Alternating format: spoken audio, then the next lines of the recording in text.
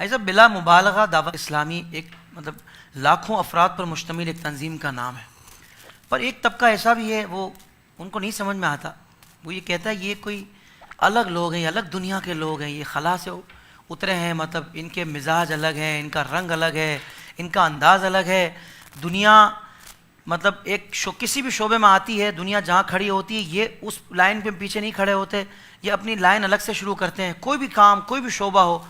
تو یہ اس بارے میں کیا آپ کہیں گے؟ یہ ارشاد فرمائیے گا، اور ساتھ یہ بھی ارشاد فرمائیے گا کہ کیا کوئی بندہ دعوت اسلامی میں آ کر کیا دنیاوی ترقی نہیں کر سکتا؟ کوئی رکاوٹیں آ جاتی اس کے آگے؟ وہ کیوں اتنا ایکسٹریم سمجھتے ہیں دعوت اسلامی کو؟ اصل میں کسی بھی چیز کو دور سے جب آپ دیکھتے ہیں نا جی تو پھر آپ کو بہت ساری چیزوں کی بدگمانی ہو جاتی ہے۔ جب آپ کسی چیز کے اندر آ جاتے ہیں، اس کو اندر سے آ کر دیکھتے ہیں تو غلط فہمیاں دور ہوتی ہیں۔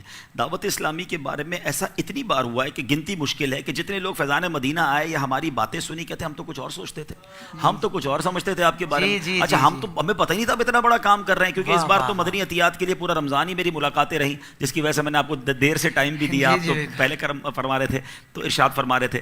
تو ہم تو جس کے پاس گئے جب ہم اپنی باتیں بتاتے ہیں، اپنا کام بتاتے ہیں، تو وہ کس کو کہتے ہیں نا کہ دم بخود ہو جاتے ہیں کہ اتنا بڑا کام دعوت اسلامی کر رہی ہے، ہمیں تو اندازہ نہیں تھا۔ تو بات وہی ہے کہ جب آپ دور رہیں گے تو آپ کے ذہن میں وسوسے آئیں گے۔ اچھا رہی بات دعوت اسلامی کوئی الگ تحریک ہے تو ہم کو چھپے ہوئے تو ہے نہیں، 24/7 مدنی چینل چل رہا ہے، آپ دیکھیے کون سی ایسی بات ہے جو کنٹروورشل ہو، جو وائلنٹ ہو، جو نفرتیں پھیلانے والی ہو، جو کسی کی مخالفت والی ہو۔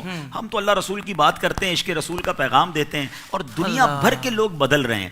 اصل میں مجھے ایسا لگتا ہے جو یہ کہتے ہیں نا کہ دعوت اسلامی الگ ہے، ایسا لگتا ہے وہ بیچارہ خود الگ ہے، حقیقت تو یہی ہے، اس کو ایسا لگ رہا ہے وہ خود کچھ الگ ہے۔ اگر نبی پاک کی غلامی جس کے دل میں ہے، عشق رسول جس کے دل میں ہے، جو اللہ کے قریب ہونا چاہتا ہے، وہ تو امیر اہل سنت کو دیکھ کے کہتا ہے یہی وہ راستہ ہے جس کے ذریعے میں اللہ کے قریب ہو جاؤں گا۔ اتنی پیاری باتیں، اتنی محبت والی باتیں۔ تو دعوت اسلامی از ناٹ ڈفرنٹ تھنگ۔ اچھا مزے کی بات یہ، میں تو ابھی آپ کو مثال دی، بابا بھی اسی علاقے کے ہیں، آپ بھی، میرا خیال ہے شاید سٹارٹ ہم سب کا اسی ایریا سے، خارا در والے ایریا سے۔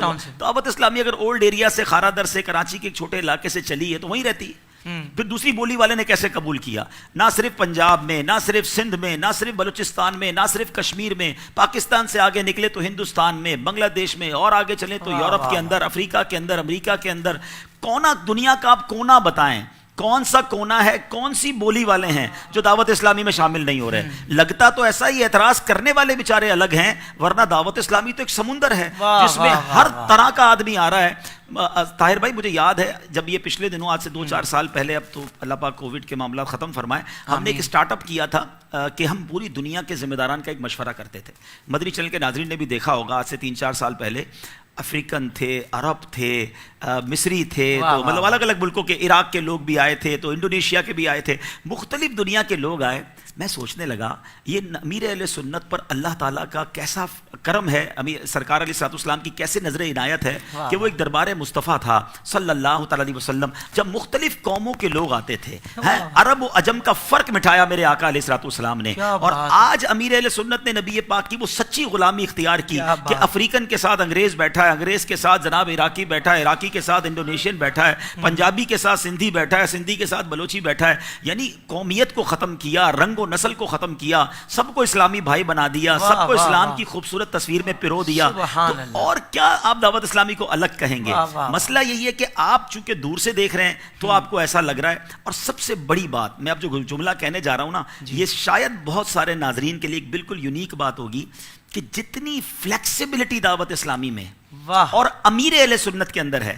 طاہر بھائی آپ بہت بڑے بڑے لوگوں سے ملتے ہیں، آپ بڑی خانقاہوں میں گئے ہیں، آپ بڑے اداروں میں جاتے ہیں نعت پڑھنے کے لیے، میں کسی کے اوپر پوائنٹ آؤٹ نہیں کرتا، لیکن ہم نے ایک چیز سیکھی ہے، دیکھا ہے کہ تنظیم کے بڑے اور لیڈر سے ہر کارکن کو بات کرنے کا موقع نہیں ملتا۔ ایسا ہی ہے، ہر کارکن یا ہر بندہ جو ہے جا کے اپنے بڑے سے کوئی مشورہ نہیں دے سکتا، ایک الگ بورڈ ہوتا ہے جو مشورہ کر رہا ہوتا ہے۔ یہ واحد شخصیت ہے امیر اہل سنت جو خصوصی مدنی مذاکروں میں کسی نے بھی مائک اٹھانا اٹھائے، چاہے وہ جامعۃ المدینہ کا کوئی طالب علم کیوں نہ ہو، جو بات کرنی ہے امیر اہل سنت سے کر لیتا ہے، جو مشورہ دینا ہو وہ دے دیتا ہے۔ یعنی اتنی فلیکسیبلٹی، اور پھر ماشاءاللہ دنیا بھر کے جب مشورے آتے ہیں تو دعوت اسلامی میں کتنی تبدیلیاں آ رہی ہیں وہ آپ کے سامنے ہیں۔ تو اگر آپ دعوت اسلامی میں کوئی کمزوری پاتے ہیں، ہم آپ کو دعوت دیتے ہیں، آپ ہمیں مشورہ دیں، ہم الحمدللہ بہتر ہونا چاہتے ہیں، ہم اور آگے بڑھنا چاہتے ہیں۔ عادل قادری برانڈ کے ڈیزائنر کیپس، حلال عطر پرفیومز اور عربک جبہ جی آپ دنیا میں کہیں بھی رہتے ہوں، اب خریداری کرنا ہوا نہایت آسان. جلدی سے وزٹ کیجئے www.adilqadri.com اور اپنا آرڈر پلیس کیجئے.